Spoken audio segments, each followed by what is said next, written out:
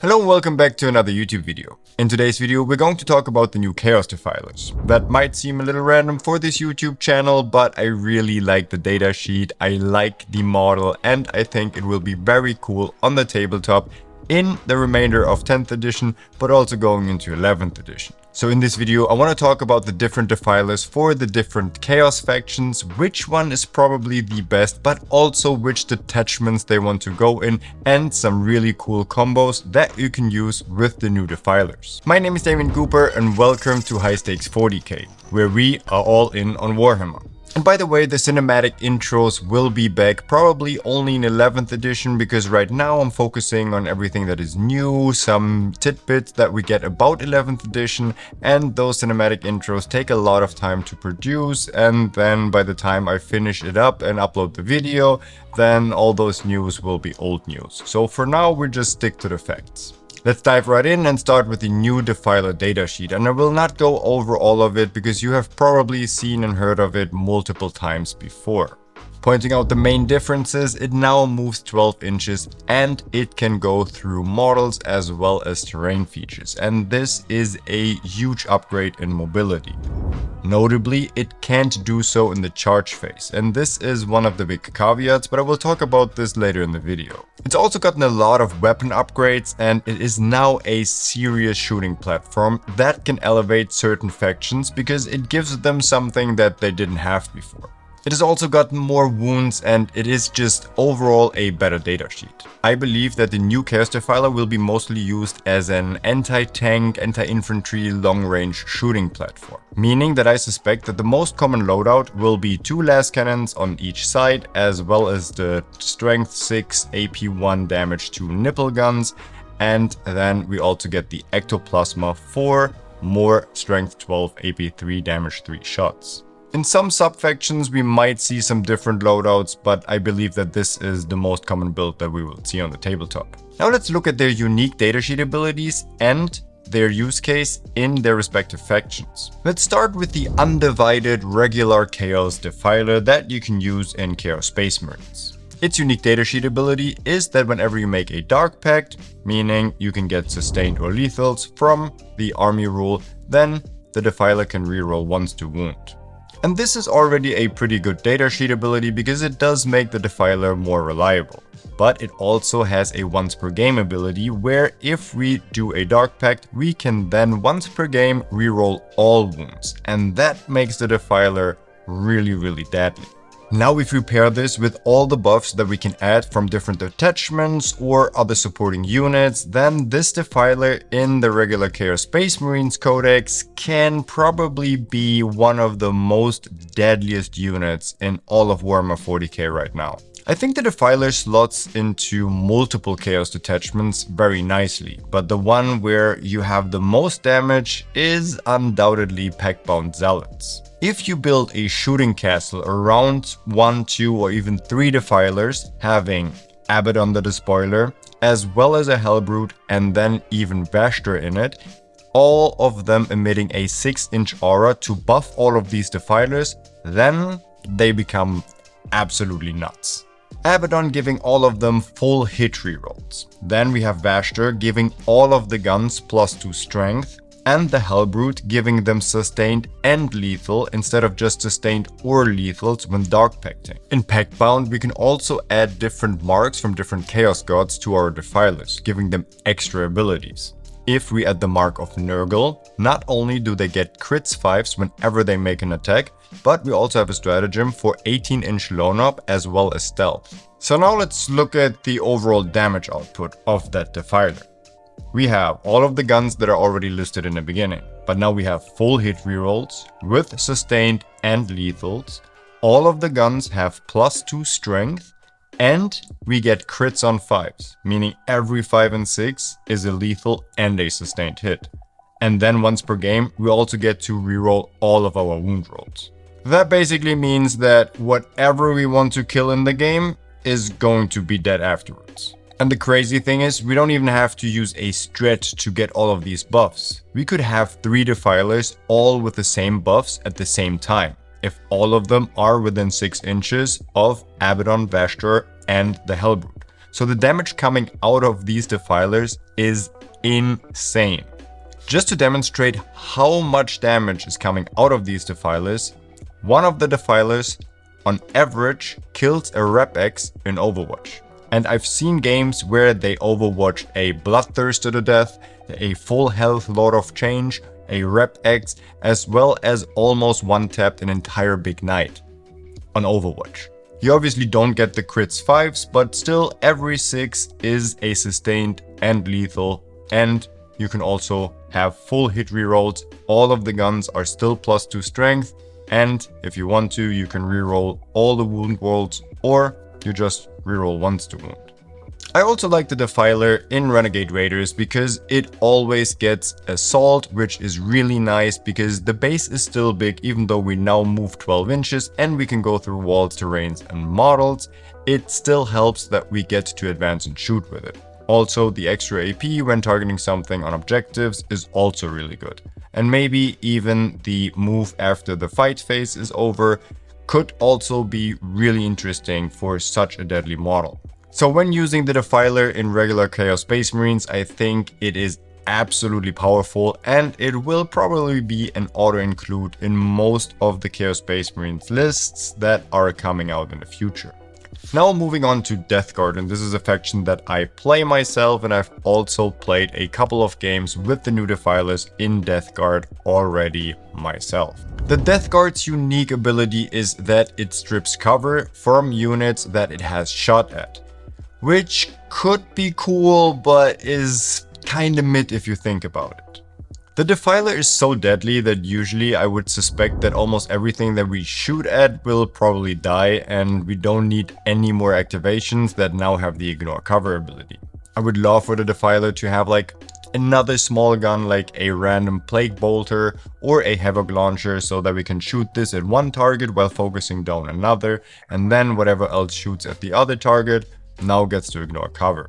But here we could obviously take 6 of the shots and shoot it at one target and then focus down the other. But overall, when it comes up, it's pretty neat because then we do ignore cover, and we usually don't have any other way of ignoring cover in Death Guard. So it could be quite nice, but overall the datasheet ability isn't that great.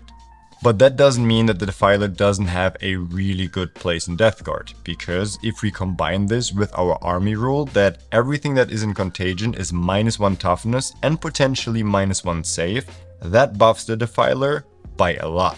Because the -1 toughness hits a lot of the breakpoints for the Defiler's weapons, because now a Repulsor Executioner or a Land Raider all of a sudden is only T11 instead of T12. And this in a lot of cases is just equally as good as +1 to wound.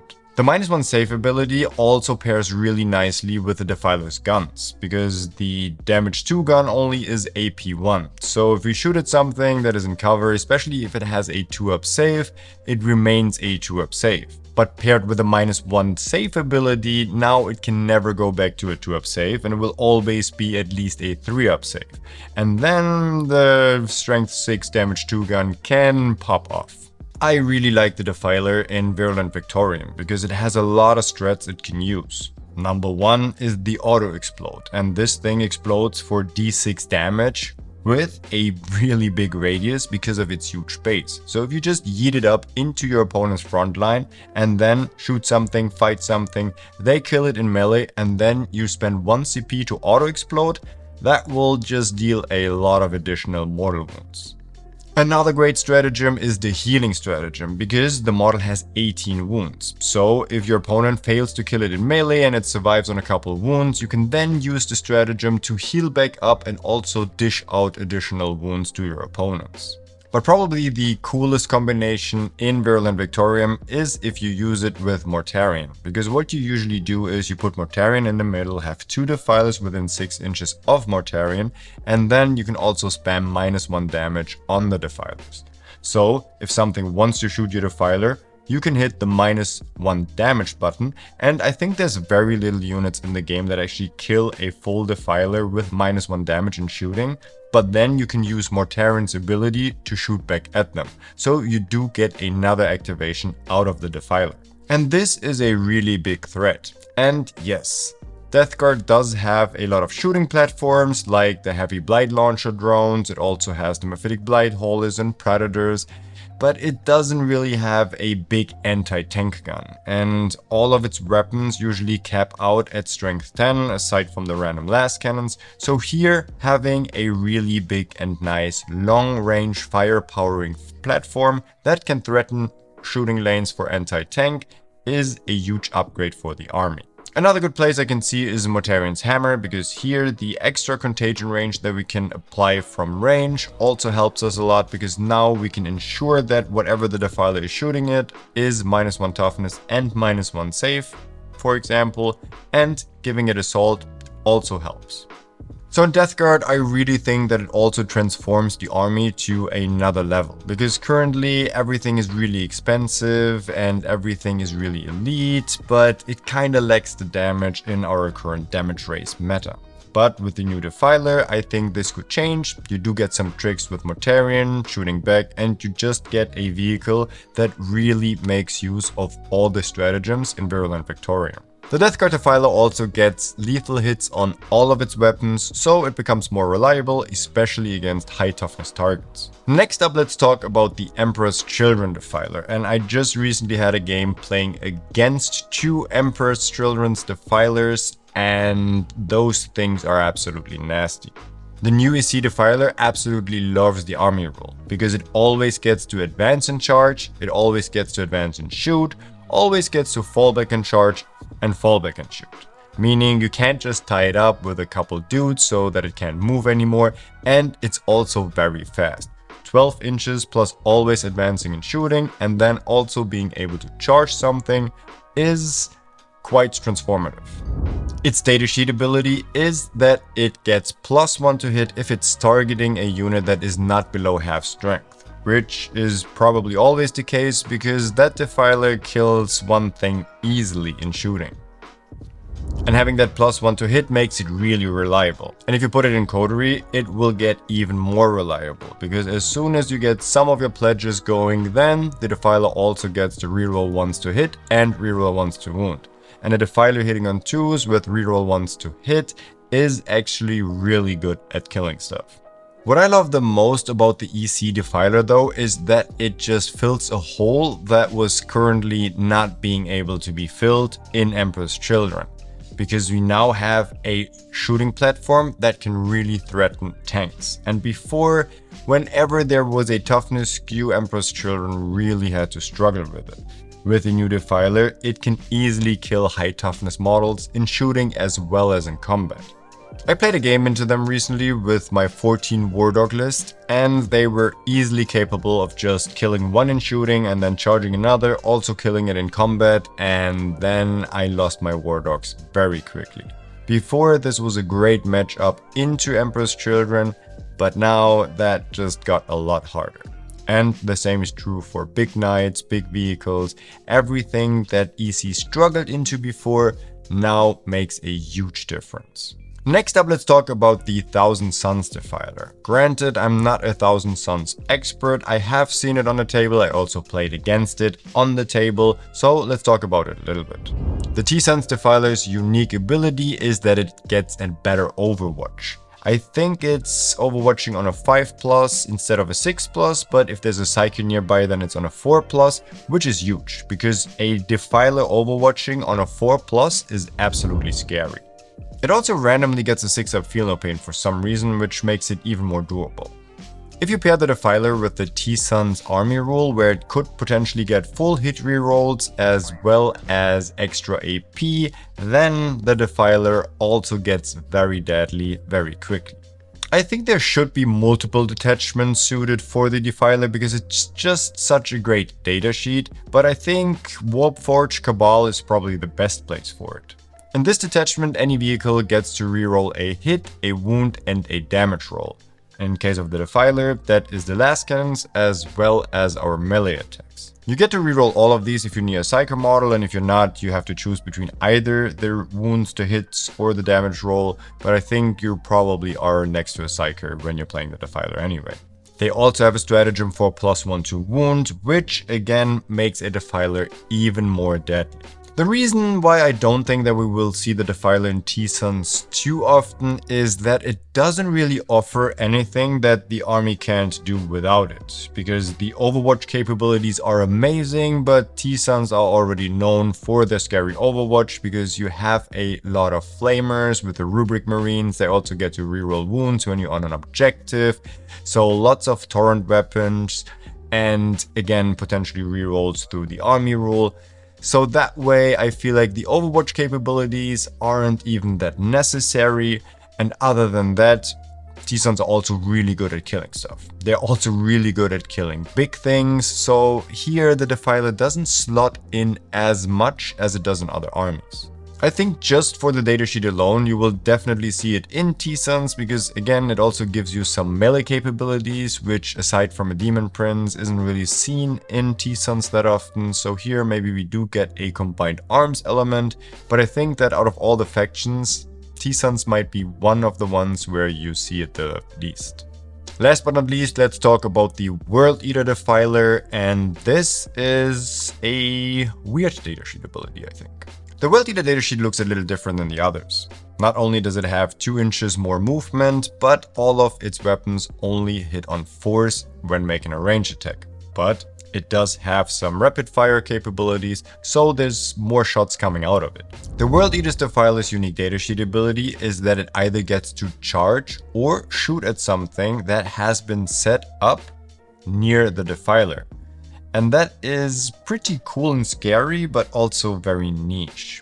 Let's say there's a Rhino moving up and disembarking a unit that wants to shoot the Defiler, then it gets to either charge them before they get the chance if they are nearby, or it gets to shoot at them.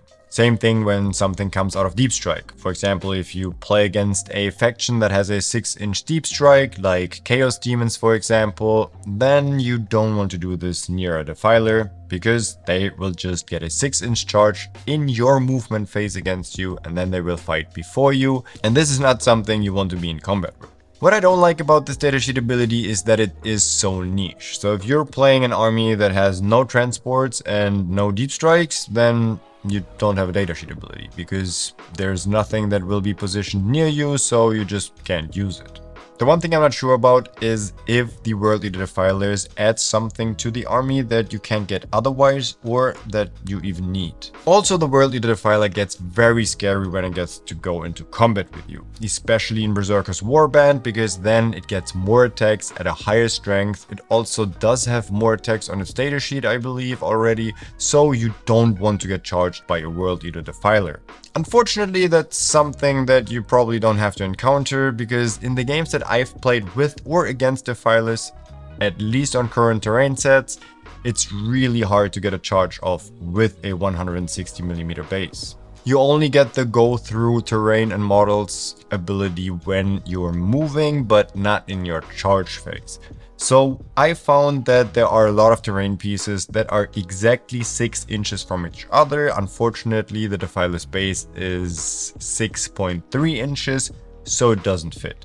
So I had scenarios where I was literally standing 3 inches in front of my opponent and I couldn't charge him because I couldn't get within engagement range. So here it's a bit difficult to actually get the charge off. And that's why I see the Defiler more as a shooting platform with capabilities of going into melee if the opportunity arises, or also you can really charge it and bug it down because this thing will likely kill you if you charge it. So if I had to rank the Defilers based on what they bring to their army as well as what the army brings to them, then I would definitely say that the best Defiler is in Chaos Space Marines, because it just adds so much damage and it also slots in so nicely into different detachments like Renegade Raiders or Pact-Bound Zealots. The second spot is just ever so slightly behind CSM, and that is Emperor's Children. I think the Defiler absolutely shines in Emperor's Children, and if you put it in Coterie, it just fills a slot that you haven't been able to fill before in Emperor's Children. And it makes a lot of really tough or sometimes even unwinnable matchups not only better, but it flips them on this side where now you have to be scared of Emperor's Children when you're running a high toughness queue. As a close third, I think Death Guard also really profits from the new Defilers, especially Mortarian's Hammer and Virulent Victorium. It's still a very elite army, so the games that I have played with it, I felt like I have very little units on the board because of how expensive the Defilers are, and if you want to really get the most out of it, I think you want to combine them with Mortarion as well as the Demon Prince, because you really want to spam the -1 damage and use all of your stratagems, but then you have very little support units on the board. So after turn 2, it mostly becomes a stat check of, hey, here is a lot of high toughness, lots of wounds models that also have access to -1 damage. Can you kill them? And I will also potentially shoot you back. But it didn't really give me a lot of options to play the game in any other way other than turn 2, here's all my army, can you kill it or not? The next place goes to T-Suns because it's just a great data sheet. Also, the Overwatch is really scary. It does have some play in some of the detachments where it gets buffed even more with the full hit reroll, the extra AP, as well as the +1 to wound. And I think it's just overall a good addition, but it's more of a sidestep because you just replace something that already did a lot of damage and also worked well with your army rule as well as all of your detachments. But I think we will see it in T-Suns and I quite like it there. And the last place unfortunately goes to World Eaters. I personally don't see it changing the army in a drastic way, especially because World Eater demon engines want to go into combat, and on current terrain sets, especially on WTC with the huge base, getting this thing into combat is quite hard, unfortunately. Now I want to know from you guys, which do you think is the best Defiler and in which detachment would you play one? Also, did you like this kind of unit overview and review ranking? Should I do more of this? And if so, which is the unit that you are most interested in? Thanks for watching, thanks for all the support, and if you like this video then please give it a thumbs up because it really helps the channel grow. Subscribe for more, and I hope to see you on another video here on High Stakes 40k, where we are all in on Warhammer.